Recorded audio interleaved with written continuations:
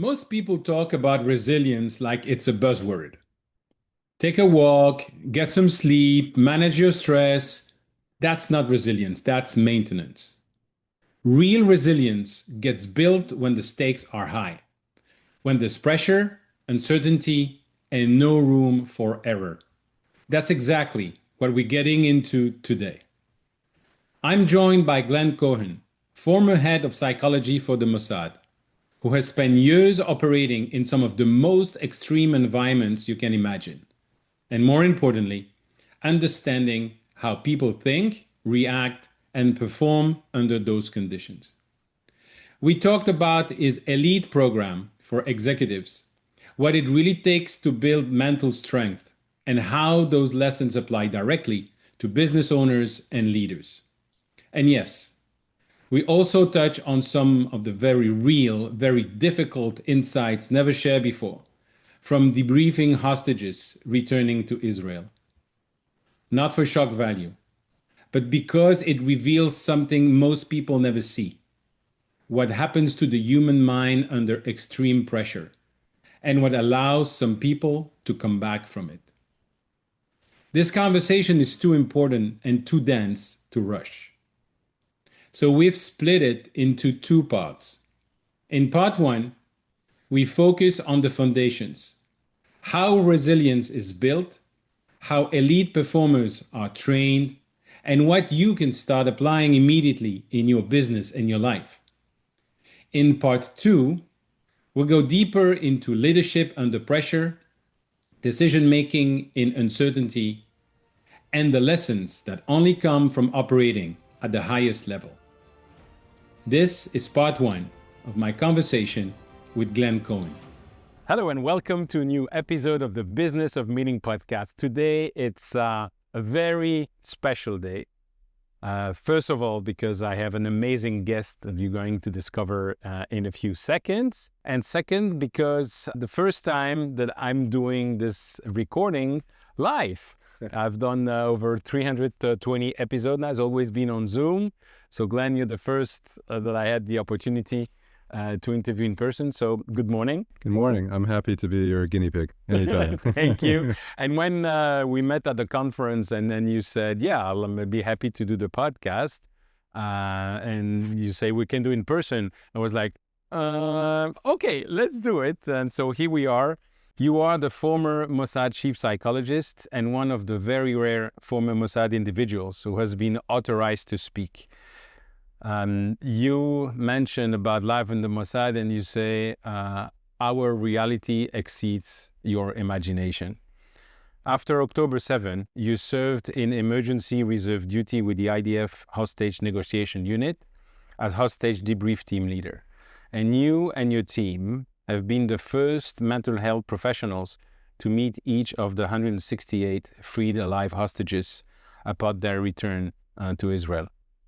You have a first-hand, behind-the-scene perspective on this historical chapter of the hostage crisis. So we're going to talk about it today. We're going to talk about the fascinating lessons that you've learned and very surprising lessons as far as I'm concerned. We're going to talk about resilience. We're going to talk about post-traumatic growth and what anyone listening, whether they're a business owner or an executive in any organization, can learn and apply in their life. We're also going to talk about your elite program, which you developed based on your experience. And maybe you'll give us a first preview of the book that you are writing about post-traumatic growth and how people in the world can use it. And so for context, we are recording this on Sunday, the 5th of April, 2026, because the world is changing so fast. I'd rather mention that. Glenn Cohen, thank you so much for taking the time to speak with me today. It's my pleasure, Eric. Any meeting with you is always enlightening and fun, and I'm looking forward to having this conversation. That's very kind. I should show that to my wife and daughters for sure. Let me start by the first question I always like to ask my guest. What is your journey? Yeah, well, my journey, I'm 61 years old now, but it feels just like yesterday that I started off in New York City, born and raised to a Swedish mother and a father who was American, a son of a prominent rabbi. Unfortunately, my father died at the age of 6, and then my mother was left alone with 2 little children. And so she was a lioness who took care of us, and she ended up promising that we would get a proper Jewish education, and a very prominent Jewish day school in New York City by the name of Hamas took us in with financial aid, but it was basically for free. And so I got a nice head start thanks to Ramaz High School. And I'd never been to Israel. I had planned to play basketball at Brandeis University. I had a scholarship there. I was a good basketball player. My nickname was the Iceman because I hit 8 for 8 foul shots in a championship game. And they're like, wow, this guy, he's got ice in his veins. And that was my story, because that Iceman was actually born at the age of 6 when my father died. I just completely cut off my emotions and said, I don't need anybody. I'm not going to be vulnerable. And so that continued till the end of high school. And I came to Israel for a 1-year program before going to Brandeis to play basketball. But that 1 year changed my life, because it was 1982 and it was the first Lebanon war. I saw people my age fighting for the country of Israel, and for me to go play basketball and drink beer didn't make sense. And I said, okay, I'm going to stay in Israel and join the IDF, and also be part of that effort to be willing to risk my life also to protect the state of Israel. And pretty much the rest is history. Since then, I ended up miraculously, against all odds, becoming an Air Force pilot. Also, thanks to somebody who helped me out, a doctor who allowed me in to flight school, even though I didn't really have the profile. It's sort of like getting into Harvard with a 2.0 GPA. He allowed me in, really, and became a search and rescue helicopter pilot for 7 years, saving many lives in Lebanon and in Israel, sometimes under fire, sometimes not.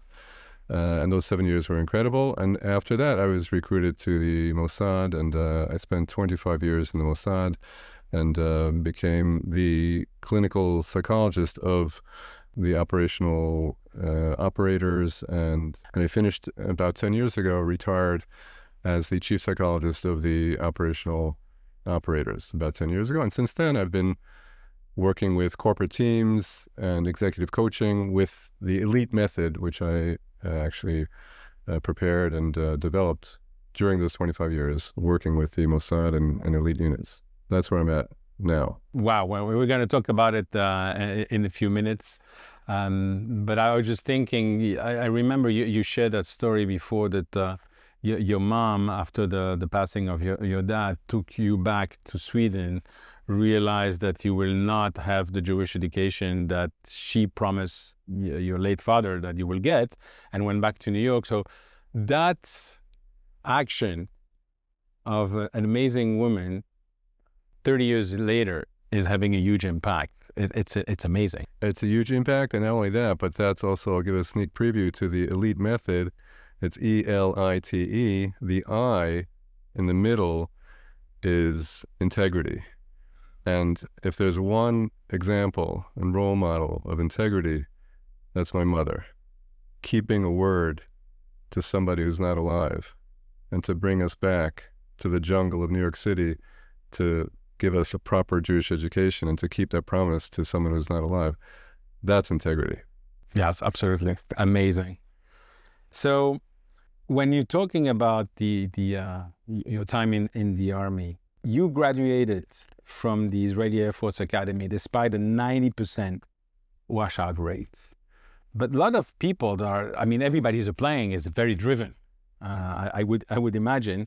So what separates the 10% who make it? And is it something that can be deliberately built, or is it something that you either have or you don't have? Well, in general, the beauty of the elite method that I work with, it's not about hearing how those amazing people in the Mossad or the Air Force do it and saying, wow, they're amazing. It's learning the method and understanding that anybody can do this, and anybody can become an elite operator and perform on the highest level. You can learn it. And so the same thing in the 90%, that didn't make it as opposed to the 10.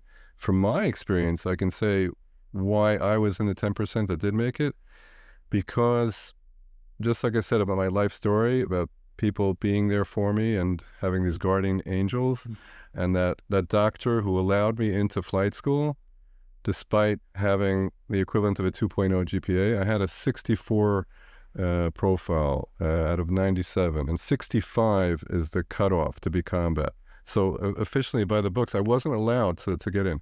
But he decided to see me as a person, not as a number, and he believed in me, and he believed that I could do it.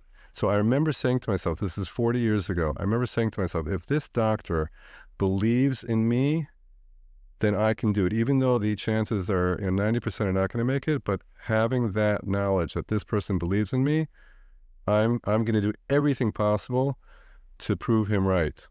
And so I think it's a really important thing. There was a rabbi, a famous rabbi called Rabbi Shlomo Karlibach, who said, all a child needs is one adult to believe in him or her.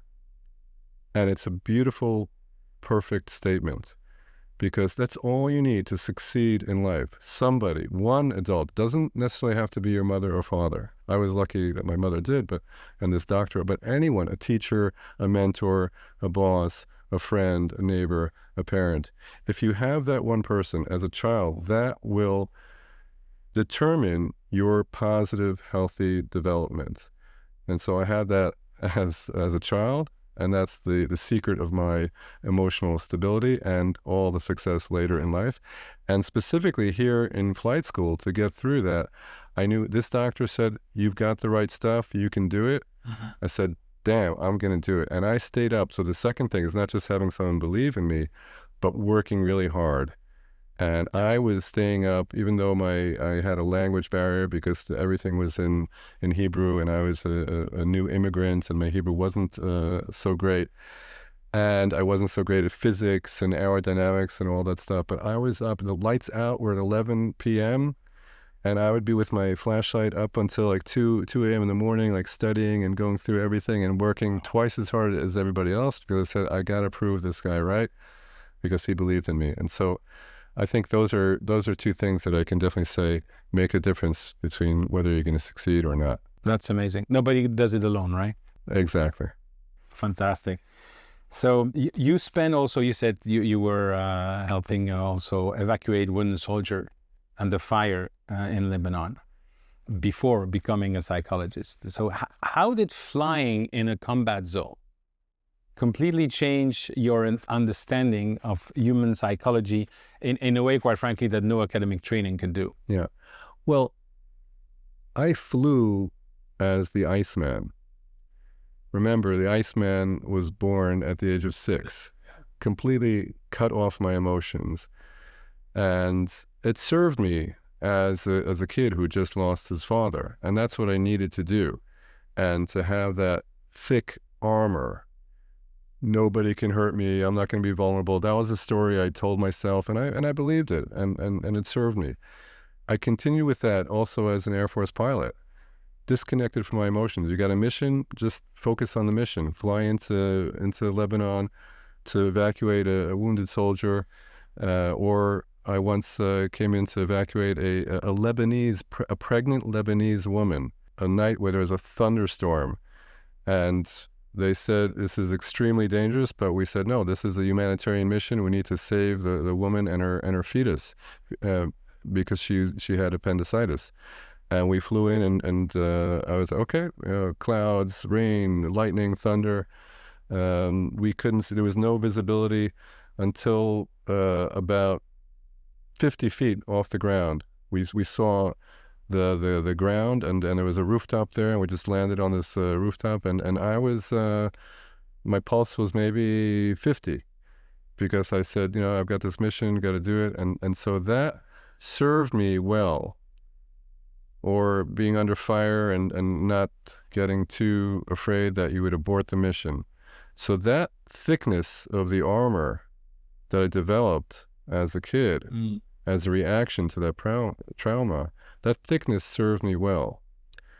But if your armor is too thick, then you become too insensitive, and you're not aware enough of threats. And so even as a pilot, there became a point where I wasn't good enough because sometimes I wasn't afraid enough. And I was told by instructors and commanders, I was too cool in the cockpit. And sometimes I wouldn't be aware enough of danger. And so it's really tricky. And so when I teach people how to work with that, I tell them, you need to work with the thickness of your armor. Some people's armor is too thick, like I just described, and then I'm not aware enough or sensitive enough to the either dangers. I mean, if we take it to the, let's say the corporate world, then it's your armor can be too thick, and you're not aware of the people around you and their emotions. And if you're leading people and leading an event or whatever it is, if you're not stressed about it, that's good, but you might be too insensitive and not notice that other people are stressed. And that's not good as a leader. So those people like I was, or people who have too thick of an armor, they have to peel some layers of the armor, as opposed to other people who their armor is too thin. They're too sensitive. It's like, you just touch them and they get upset and anxious and worried. They need to work on thickening their armor so that they can deal better and cope with traumatic or difficult situations. So that's what I learned mainly about I call it the thickness of the armor. That is the secret to resilience. Not too thick, not too thin. And everybody needs to know where they are. And it's not a steady thing throughout your life. It could be at different times, but that's really important to be aware of that and to work with it. It made me think of a personal story. I was one day at gunpoint in Brussels, and in the moment I was very calm, which apparently scared the people that were trying to take the car. There was a carjacking, and then they start running. And then when I arrive at the police station, then I came in, I sit down, and I start shaking uncontrollably. And so you would have asked me before, what would you do in this situation? I had no clue. Yeah. Well, that actually is an example of our nervous system. What happens, it's your amygdala, your primitive brain from the savannah, when you have the antelope, when he meets the predator, the lion in the savannah, he's got fight, flight, freeze. And what happens is, if the animal manages to flight and to run away from the predator, what they do is afterwards they lie down in the field and they shake uncontrollably, exactly what you did. And that is called discharge. And it's actually discharging that built up energy and fear that was inside, but you didn't allow yourself to let it out because, that was what you needed to do. But it's really good that you let it out, because people who end up keeping everything inside, it gets stuck there. And then they get stuck in the trauma and they develop PTSD afterwards. So it's great that you did that. Got it. So when you are flying this rescue mission for this pregnant woman, and you land on the rooftop, and afterwards you have no discharge? No, you can't discharge there and not on the rooftop, because you still have to take off and fly back. And then when you land at the hospital and let them off, you have a certain amount of relief, but then you're still flying a machine with a rotating wing, a tail rotor, and so much can go wrong. So you have to fly back to your home base, and then you discharge when you get back home and you're safe and sound. Yeah, that's awesome. That's an amazing example also for me of leadership. But we talk about leadership, and they said, there's leadership and there's leadership. When you lead people through existential threat, when the cost of failure is human life, what specifically breaks down in conventional leaders when the stakes become life and death? And can that capability be trained in peacetime? Yeah. Well, like I said, everything can be trained and taught, and it's not like there are people who are born leaders and that's it, and nobody else can be a leader. I myself, I am not a natural leader. I wasn't born a natural leader. I was always introverted. And my first leadership role was to be I was chosen to be the captain of the varsity basketball team in high school. And it wasn't because I was a good leader. It's because I was a good ball player. I was the tallest guy and I was the high scorer. So they gave me that position. And so I grew into it, even though, playing a championship basketball game is not existential. It has the same type of qualities when you feel like your ego is on the line, and everything is riding on that, and thousands of people are counting on you and scrutinizing everything you do. So I think it doesn't necessarily have to be an existential threat. It's all in our minds. The external reality is so much less relevant compared to the way we perceive it. So an existential threat for one person is not the same as the other. Wartime, okay, that's clear to everybody. But there are many CEOs who are leading a company of hundreds, thousands of people, and they get into a situation where they are near bankruptcy and they realize there's so much on the line. For them, that's existential. Yeah. That's an existential threat. And they feel like everything is on their shoulders, and if they make a mistake here, so many people are going to pay the price. They're going to lose their jobs. Your reputation is at stake. So for some people, that's worse than war, because it's their internal war, and it's not just their livelihood. It's their whole life and their reputation. So all of these things can be taught. And the most important thing, we can go into it in more detail, is not just to think about how I execute under pressure, but how I actually lead up to the execution via my emotional world, and how I harness my emotional world to the execution. I'm very interested with that, because what you just described for me is the perfect definition of entrepreneurship. You wonder if you're going to be able to pay the salaries of everybody at the end of the month. You wonder what the rest of the world is going to say. You wonder what your family is going to be doing if you don't succeed. You might be close to having to close the company. So help us understand, in terms of emotion, how could an entrepreneur manage to that situation? Yeah. Well, the idea is we all, in the elite method, we say ELITE, the last E is the execution. And so the execution of an army is to, the Israeli IDF is to Israeli Defense Force is to protect the state of Israel. Execution of an event planner is to plan the best event possible, and the execution of another company is to develop technology to help starving people in Africa. Whatever that execution is, it doesn't matter. The point is that most people will be tempted to go directly to the execution and think that it's all about execution. And what I teach in the elite method is that there are a few steps that you need to do before the execution. And the first and most important step and most important key is the first E of the elite, which is the emotional world, or your EQ. And that, the emotions affecting the execution, I call that the E factor. And that is the key, to realize that everything goes through our emotions. I just had a conversation with an engineer yesterday, and he was asking me, well, so I don't understand, like, what, it just makes sense to, that everything should be, like that. Why don't people do it? I said, dude, it just the world. He's an engineer. Exactly. I love an engineer in my family. Right. So. And the truth is, I didn't know he was an engineer. We were having a casual conversation at this convention hall, and I didn't know his profession, but from the way he was talking, I said, "You're an engineer, right?" I said, "Yeah, how'd you know?"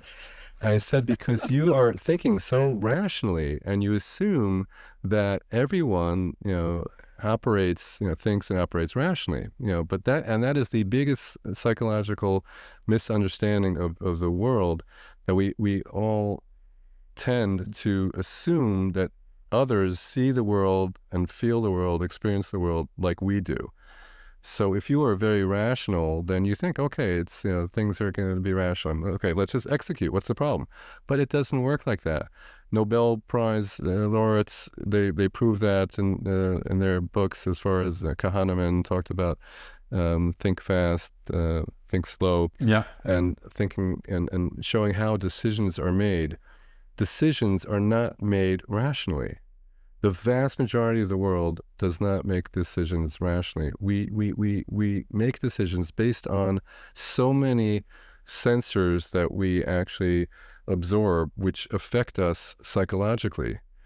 And the vast majority of decisions are made psychologically and emotionally, whether you're aware of it or not. So the idea of the E factor is to work on your emotional intelligence and to raise your awareness of what's going on inside you, what is motivating you, what is attracting you to something, what is turning you off from something, what's the gas, and what are the brakes. And to be aware of that, and to be aware of what your surroundings are feeling, whether it's your employees, your teammates, your boss, or your competitors. If you develop that awareness, then you are a few steps ahead of the game. And that is one important aspect of the EQ that has a big impact on our execution via the emotional world. And to realize that, and to approach people and to try to see, okay, what are their needs? What are their psychological, emotional needs? And it could be whether it's in a boardroom meeting, or in a negotiation, with your peers, or with your teammates, or with your kid trying to convince them to take a bath. It's all about identifying their needs, their emotional needs, addressing them, and then that will lead to peak performance and execution. So that's really the core of the method. That's awesome. That's a great lesson for any entrepreneur, not only, but especially in this context here of the podcast and what I do. But you remind me of Jack Welch when he was the head of GE. A journalist asked him, "Mr. Welch, with all your responsibilities, how can you sleep at night?" And his answer was, "I sleep like a baby. I wake up every 3 hours and start screaming." Right. If you're already mentioning Jack Welch, I have to say that you might wonder, like, what can an executive do to really make a change, and what he needs to do. And I would say Jack Welch had an amazing attitude. He said, a leader needs to know that everything you do and say, everything it has an impact. And as a role model, whether it's, what you say, how you say it, how you're dressed, you walk down the corridor, and you have to be aware of that people look at you, and you have a huge responsibility. People can get stressed by that, but to realize not only the responsibility, but the impact that you have. Every word you say has so much more of an impact than somebody else. And so that gives you an incredible way and an ability to actually make an impact and influence the company and the culture. Yeah, and responsibility. Completely, yeah. I want to touch now, and not more than touch, but it's a difficult topic for, I would say, any human being, and what happened on October 7th. And as I said in the introduction, you and your team, the team that you led, were the first mental health professional to meet the 168 hostages that were coming back. Tell us first, what was the first moment like, stepping off or watching the helicopter? What did you see in those first few seconds that you were not prepared for? Well, first of all, just for accuracy, the very first hostages who came that were released. They were released on October 20th, 2023, 13 days into the war, not by a deal. And these two hostages were released, and I was sent as a clinical psychologist in my IDF reserve unit, the IDF hostage negotiation unit. I was sent to meet them together with an intelligence officer in order to meet them and to find out also more information about the other hostages left behind. And so this is before there's any protocol or any organized mechanism. There's complete chaos. 13 days into the war, there are still 55 people missing. Over 1,200 were murdered, 251 were taken into captivity, many were wounded, and many were still unaccounted for. And so I'm just describing this to understand that the chaos, okay? And so meeting the hostages, there's still like the sense around is like an existential war. So meeting the hostages, there wasn't really any organized mechanism. And so why am I describing that? Because what I saw when I came there, which surprised me, was that it was very difficult for anyone to really see the complete picture. And I think this is an important lesson for leaders in not just wartime, but any time of chaos. It could be the COVID pandemic. It could be any other time of chaos, or if the market is chaotic. And so many of us as leaders have to deal with chaotic situations. And what happens there is that there's a tendency to see black or white, or to have tunnel vision when you're under pressure and when there's chaos. And then you do what you know to do best, and you stick to that. And it's very hard to see the full picture. So what happened there was that the military was busy fighting for their lives. The intelligence officer, he wanted to get intelligence, and there wasn't that much thought put to, okay, let's take care of the hostages and arrange things, everything that people saw later on TV. That it was such a smooth, like, red carpet with kid gloves and everything that the hostages received, rightfully so. The first meeting, there was none of that. I arrived at this small, tiny army outpost just across the border, and I get there, and it was all hush hush, top secret. Nobody on the base knew that we were there to meet these two hostages. And I asked the person in charge, okay, so where are you planning to meet them? And he showed me the room. It was literally a storage room with like a lot of junk that was piled up. And I was like, what? And he said, yeah, that's the only room that we found. Like, it was just, it was like the hierarchy of, we were like in survival mode. So like as long, they were thinking, just have them come across the border and everything else will be okay. Like there wasn't time to really think, the other things that they would need. So that's what actually was surprising for me, and I felt very lucky to be able to see things in a more balanced way. I said, okay, we have two missions here.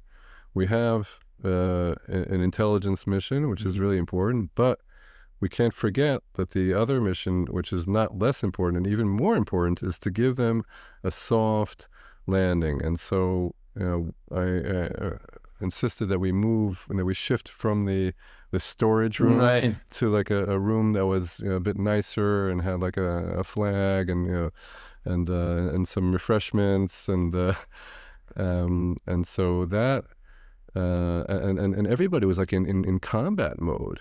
There was all the soldiers were wearing masks, and because everything was like top secret, and I said to them, you need to take off the masks when you actually come into contact with the hostages, and let's do things in a calmer way. And so that was the shocking thing for me in the beginning, but it's a lesson, I think, that I learned from the 7th of October and from war, that when we're under stress and chaos, we have tunnel vision, and we have to work really hard to think broader picture and cooperate with other people, because there was like different organizations. There's like there's the intelligence, there's the There was the operational side, there was the medical side.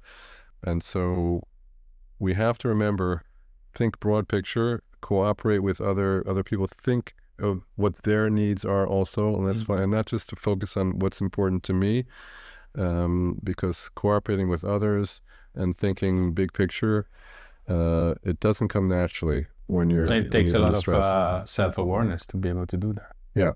So what about the children? Yeah. So this is already all right. So the second stage, let's say a month later, in November, they released 105 mothers and children.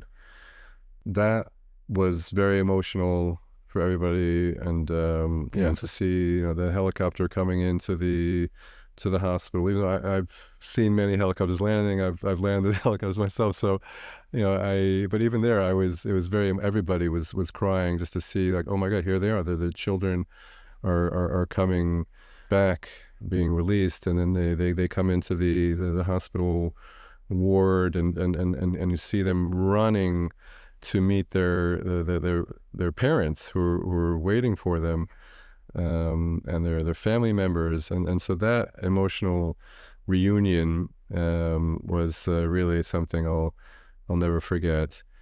But there were also some very difficult things afterwards to hear the stories from the children, and to hear how they were also abused.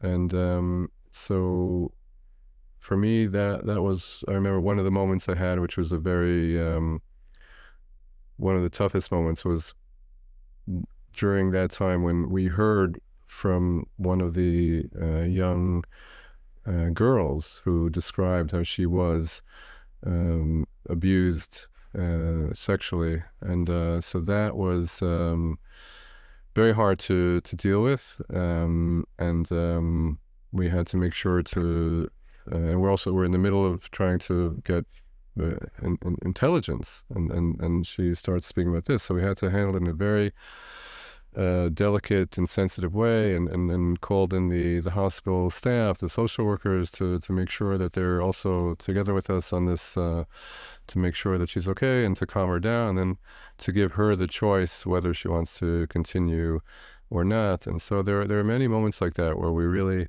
we had to be in operational mode to do the mission, but at the same time be so sensitive. And so I think that's also at the end of the day, that's what I'm talking about, the elite method of the E factor, the execution, but the emotional side.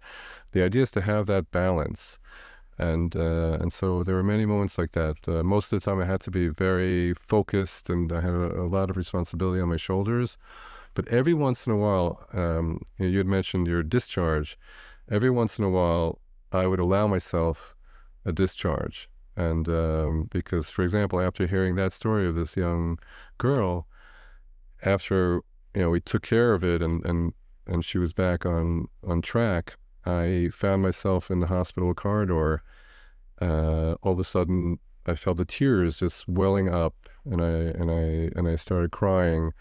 There I was in the middle of the hospital corridor, and so I stepped into a side, like this closet, like a medical supplies closet, and let it out. And not just the importance of, this is a story about the importance of discharge, and what I call it a power cry, which is, I suggest to many people who are under stress, just like a power nap.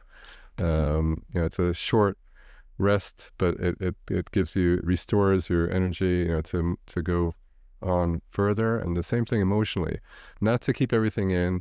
Once in a while, allow yourself a power cry, a short burst of letting it out, and then it gives you a lot of strength to keep going and absorb other things. And not only that, but I saw one of the directors of the hospital walking by, and I said, come here, it's an emotional moment, please join me. And the director was gracious enough to come in and share the moment with me and give me a hug, and so also I felt that helped me get through it. So it's all about the balance.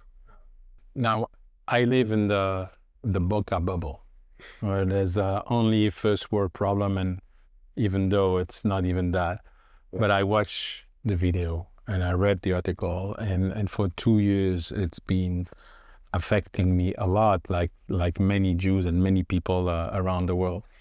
I was planning to ask the question later on, but as you mentioned, this young lady, let me ask you the question right now.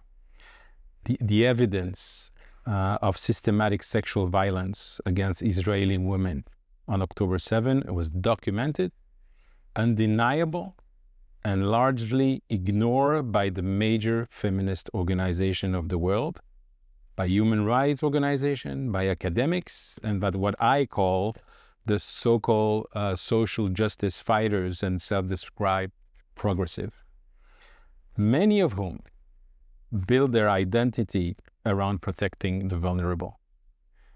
And you spend a career studying human behavior at its most extreme and understanding how people process moral injury. And for me, it's hypocrisy. And is this hypocrisy from the reaction of the lack of reaction of the world? Is it only hypocrisy? Is it cognitive dissonance or something more calculated? What is the psychological mechanism that allow someone to selectively apply their principle, and what I call the selective indignation and the silence of the world? And I've personally been always very vocal to defend the LGBTQ rights, the women's right, the African American right, any minority. I and most of the Jewish people have always been there. And it seems like nobody's there. And again, we have to count on our own alone. Yeah. Well, I would say there are a couple of explanations to that. One is that what you seek is what you find. And if you have a thesis, then you're going to do everything possible to prove yourself right. And you won't allow the facts in the field to be considered as facts. You will conveniently find what you're seeking. And so once you have a bias, then you're just going to look to prove yourself right. And so there is an anti-Israel bias. There is a lot of anti-Semitism that's been around, unfortunately, for thousands of years. And we see it raising its ugly head since the 7th of October. And it's a bias, it's hypocrisy. We see it not just after October 7th, but we see it now recently with the events in Iran. All those people protesting against the so-called genocide in Gaza, were they when the Iranian regime was slaughtering thousands and thousands of their own people? I mean, there's no other explanation for it. So it's completely a bias, and they just will conveniently avoid or come up with an explanation. That is a false testimony. It's AI. Even if they're shown footage, they'll come up with some excuse to explain to themselves why they're right. So that's one part of it. The other, I think, is also that people, as far as ethics, and people are also influenced by other people. And Milgram has a famous experiment of his experiment regarding obedience. Yeah. Stanford students who are good people, ethical people with moral values, they were convinced as part of this research study to actually inflict pain and with electricity, to electrocute their fellow students, because there was somebody in a white coat and with authority explaining to them that this is important, and so they did it. And that was groundbreaking to understand how we are so easily influenced. So I think that's the second part of the explanation. So there's so many people around the world who they've been influenced by the education that they received, whether it's from at home or from the media, or even if we take it to the Gazans. I feel so bad for the Gazan population for many reasons. They're suffering terribly throughout this war. a lot of it is because they have been indoctrinated by the Hamas, and they've been forced to hide Hamas and to harbor Hamas terrorists and weapons under their children's baby cribs, and so they're not to blame. They've just been indoctrinated. And so many people have, it's very easy to influence people. If you can influence a Stanford student, then it's very easy to influence others. So I'd say that the two things: one, if you're influenced, and then once you have that bias, you have in order so you don't have that cognitive dissonance, and in order for you to feel right about what you're doing and saying, you will do everything possible to convince yourself that I'm right, and I'm going to find what I seek. What you seek is what you find. I see it all over the place. Also, by the way, in Israel, it also goes the other way. And if you think that you're not capable of coping with something so bad, like the 7th of October and like captivity, then that is going to have a big impact on you. But if you believe that you can cope and you have resilience, then that is what you're going to find, and you'll find the way to cope. Yeah, I must say that I've always been in awe of the Israeli people, which I consider the most resilient people in the world.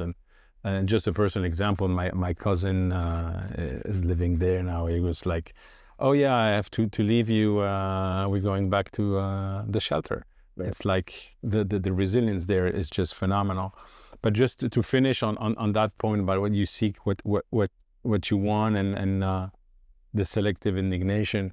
No later than this week, I was watching the Dave Rubin report when a journalist was asking, somebody was demonstrating, isn't that homophobic to call the Strait of Hormuz instead of the gays of Hormuz? And that woman just like, oh yes, it's probably the government. It's like, how people can be stupid anyway.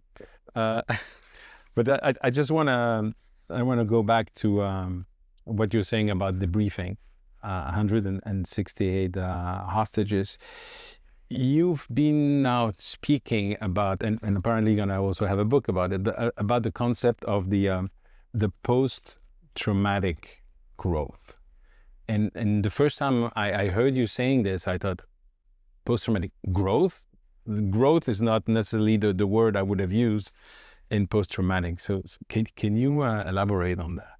Sure. I think it's really, it's amazing because the concept, the term post-traumatic growth, PTG, was developed by two researchers, Tedeschi and Calhoun from North Carolina, about 30 years ago. But what's amazing is that it hasn't really infiltrated enough into our psyche, and for us to really buy into that. And so I feel like I have a mission to help continue, their work and their message to convince people that trauma is traumatic, yes, but it doesn't necessarily have to lead to PTSD, to post-traumatic stress disorder. It is also possible to grow from trauma. And that is called PTG. So it doesn't have to be PTSD, it can be PTG. This is the end of part one. And if there is one thing to take away from this first part, it's this. Resilience is not something you turn on when things go wrong. It's something you built deliberately long before you need it. Most business owners wait until they're under pressure to figure out how to handle it. That's why they break. Or worse, they survive, but at a cost that slows down their business, their decision-making, and their leadership. What Glenn shared today gives you a different path. One where resilience is engineered, not improvised. But this is just the foundation. Because building resilience is one thing. Leading and making the right decisions when everything is on the line, that's something else entirely. In part two, we'll go there. We get into how elite performers make decisions under extreme pressure, how they manage uncertainty when there are no clear answers, and what most leaders get wrong when the stakes are high. If you think pressure is part of your world, and if you're building a business, it is, then you don't want to miss what's coming next. I'll see you next week for part 2 of my conversation with Glenn Cohen. Thank you for tuning in to the Business of Meeting podcast. I hope you found today's episode valuable. If you enjoyed the show, the most important thing you can do is leave a review and share it with your colleagues. It really helps spread the word. I truly appreciate your support. And if you're ready to take your business to the next level, don't forget to visit eventbusinessformula.com to learn more about how we are helping even business owners like you. Thanks again for listening, and I'll see you next time.